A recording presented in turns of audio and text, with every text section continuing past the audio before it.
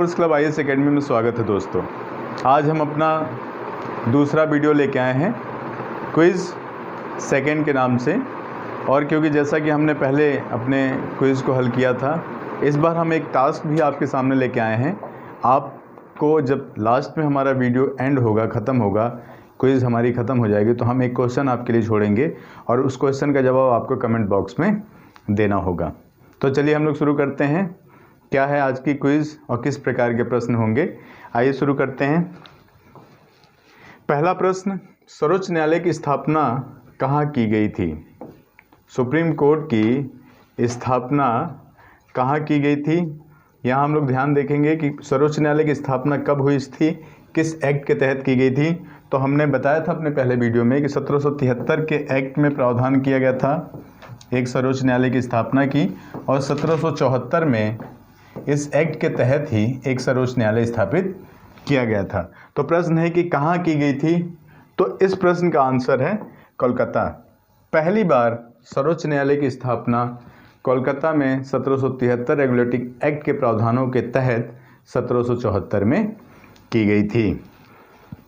दूसरा, सर्वोच्च न्यायालय में न्यायाधीशों की नियुक्ति का प्रावधान किया गया था। क्वेश्चन है, कितने न्यायाधीशों की नियुक्ति का प्रावधान किया गया था? आपने देखा सर्वोच्च न्यायालय की स्थापना कलकत्ता में की गई थी और कितने न्यायाधीश शामिल किए गए थे उसमें? तो 4 न्यायाधीशों से मिलकर सर्वोच्च न्यायालय बनाने का प्रावधान किया गया था। उसमें एक थे मुख्य न्यायाधीश और 3 अन्य न्यायाधीश, जो 3 अन्य न्यायाधीशों से मिलकर सर्वोच्च न्यायालय स्थापित किया गया था। टोटल न्यायाधीशों की संख्या 4 थी। 4 न्यायाधीश उस न्यायालय में शामिल किए गए थे। ब्रिटिश सरकार के कंपनी के मामलों पर और उसके भारतीय प्रशासन पर पूर्ण नियंत्रण स्थापित हो गया। देखिए, ब्रिटिश सरकार का कंपनी के मामलों पर और उसके भारतीय प्रशासन पर पूरी तरीके से नियंत्रण स्थापित हो गया।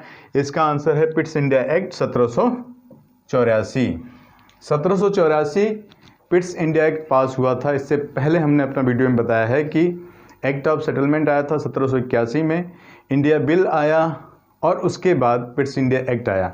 इसमें बोर्ड ऑफ कंट्रोल की स्थापना की गई थी, यानी नियंत्रक मंडल कंट्रोल की स्थापना की गई थी एक, और इन्हें कंपनी के अधीक्षण, निदेशन और इन सब की जिम्मेदारी बोर्ड ऑफ कंट्रोल के पास दी गई थी।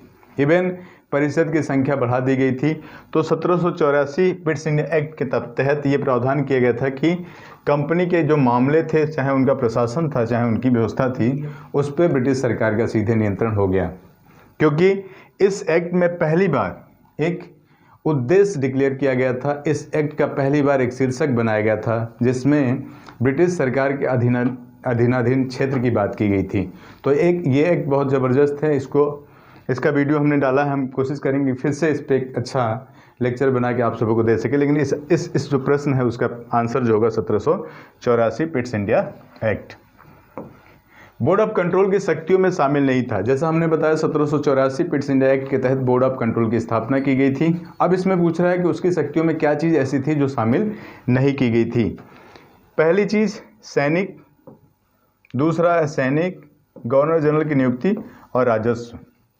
देखिए, ऑप्शन देखने के बाद समझ में आ जाएगा कि बोर्ड ऑफ कंट्रोल की शक्तियों में क्या शामिल नहीं किया गया था।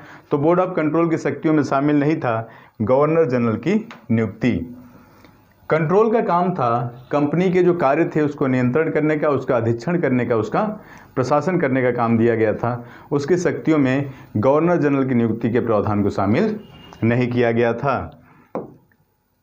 अगला क्वेश्चन, एक्ट ऑफ सेटलमेंट 1781 के प्रावधानों में शामिल नहीं था। एक्ट ऑफ सेटलमेंट जिसका मैंने अभी जिक्र किया, उसके प्रावधान में क्या चीज़ ऐसी थी जिसको शामिल नहीं किया गया था? सर्वोच्च न्यायालय का कार्यक्षेत्र, भारत में सरकार को सहयोग करना, प्रांतीय न्यायालयों से सर्वोच्च न्यायालय में अपील और राजस्व का नियमित संकलन। ये 4 ऑप्शंस हैं और लगभग हम देखें तो सारे ऑप्शन सही हैं, क्योंकि एक्ट ऑफ सेटलमेंट को अगर हम ध्यान से नहीं पढ़ेंगे तो ये ऑप्शन हम क्लिक नहीं कर पाएंगे।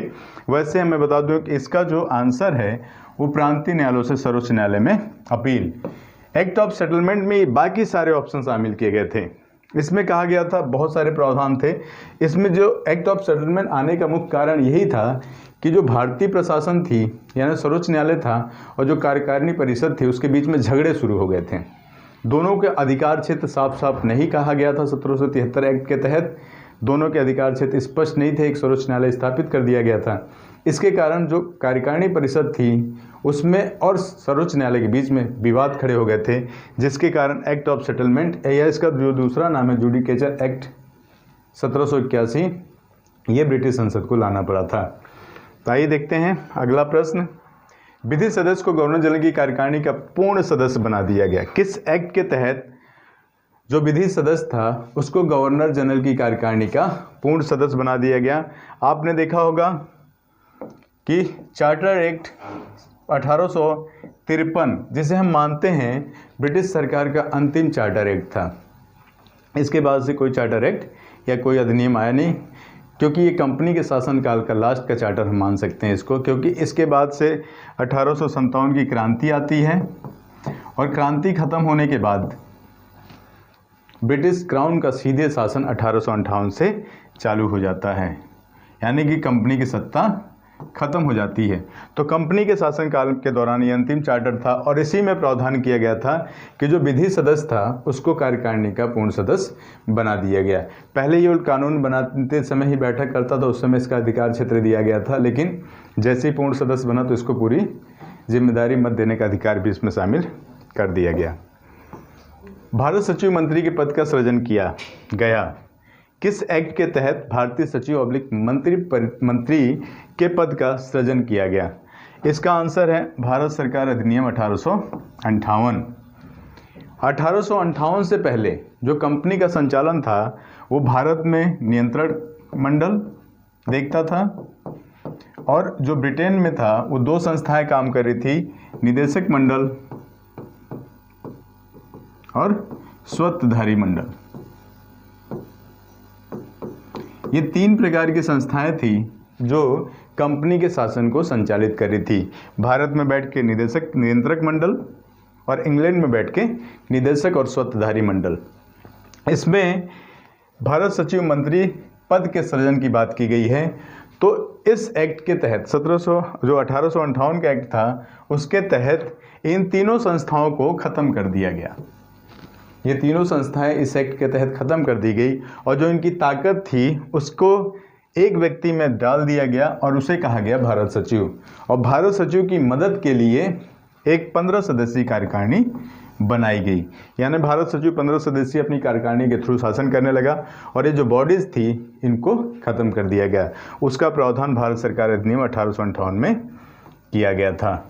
विभागीय प्रणाली का प्रारंभ किस गवर्नर जनरल द्वारा किया गया? ऐसा कौन सा गवर्नर जनरल था जिसने विभागीय प्रणाली की शुरुआत की? इसका आंसर है लॉर्ड कैनिंग। आपने देखा होगा कि लॉर्ड कैनिंग ही भारत का प्रथम वायसराय था।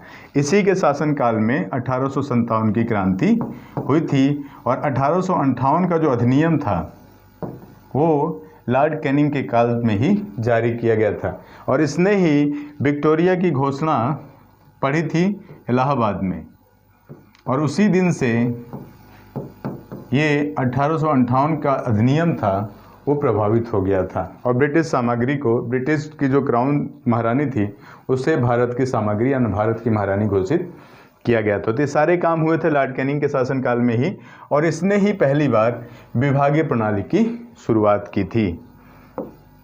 अगला प्रश्न है कि 1813 के चार्टर एक्ट में भारत में अंग्रेजी नीति के किस क्षेत्र में मौलिक परिवर्तन आया? जो 1813 का चार्टर एक्ट पास किया गया था इसमें पूछ रहा है कि भारत की किस नीति में मौलिक परिवर्तन आया था। तो आप देखते हैं इसका जो आंसर है एजुकेशन है, शिक्षा है, क्योंकि 1833 के चार्टर एक्ट में ये प्रावधान किया गया था कि कंपनी प्रति वर्ष 1 लाख रुपए शिक्षा पे खर्च कर सकती है। 1813 के चार्टर एक्ट में प्रावधान था कि कंपनी 1 लाख रुपए ना बजट फिक्स कर दिया गया था, क्या वो 1 लाख रुपए चाहे तो एक वर्ष में एजुकेशन पे खर्च कर सकती है। तो एजुकेशन सेक्टर में ही इस चार्टर एक्ट के तहत एक मूलचूक परिवर्तन किया गया था। गवर्नर जनरल को समिति के मत के विरुद्ध निर्णय लेने का अधिकार दिया गया। किस एक्ट के तहत गवर्नर जनरल अपनी समिति के मत के खिलाफ निर्णय ले सकता था? तो इसका आंसर है 1796। एक्चुअल में इसमें ये बात नहीं कही गई थी, इसका प्रावधान किया गया था 1786 में लॉर्ड कॉर्नवालिस के द्वारा। लॉर्ड कॉर्नवालिस सेनापति और गवर्नर जनरल दोनों की सत्ता लेना चाहता था। वो जो 1786 का एक्ट था वो कॉर्नवालिस की महत्वाकांक्षा का प्रतीक था और उसने ही अपनी कार्यकारिणी के खिलाफ निर्णय लेने का अधिकार खुद ही अपने पास रखा इस एक्ट के तहत, और इसी अधिकार क्षेत्र को आगे भी बढ़ा दिया गया और वो 1793 में भी कंटिन्यू रहा।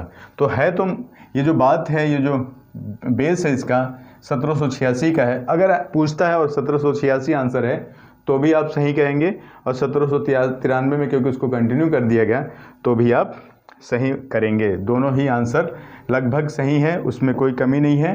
अब हमने 10 क्वेश्चन के जो महत्वपूर्ण क्वेश्चन थे उसके क्विज़ को हल करके देखा। अब हम यहाँ पे देखते हैं कि क्या चीज़ें और कैसे चीज़ होती है। ये चीज़ें हमने बहुत बारीकी से समझ लिया कि किस प्रकार के प्रश्न से ही प्रश्न बनाए जाते हैं। आज हम आपके सामने इन प्रश्नों को हल करके बता चुके हैं और ये उम्मीद करते हैं कि ये क्विज़ का जो सेशन है आपको अच्छा लगा होगा। हम अगला नेक्स्ट अपना जल्दी ही लेके आएंगे।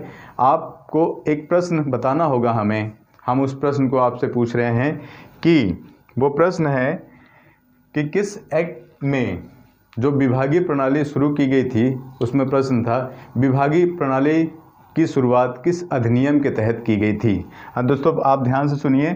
क्वेश्चन ऑफ द डे है कि विभागीय प्रणाली का प्रारंभ।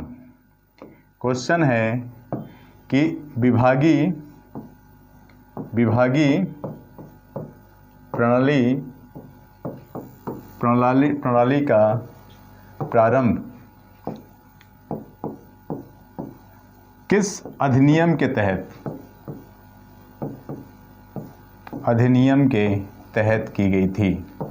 बहुत आसान सा प्रश्न है कि विभागीय प्रणाली की शुरुआत किस अधिनियम के तहत की गई थी। किसने की थी ये तो हमने बता दिया कि कैनिंग ने किया था, लेकिन किस अधिनियम में प्रावधान था विभागीय प्रणाली के शुरुआत की।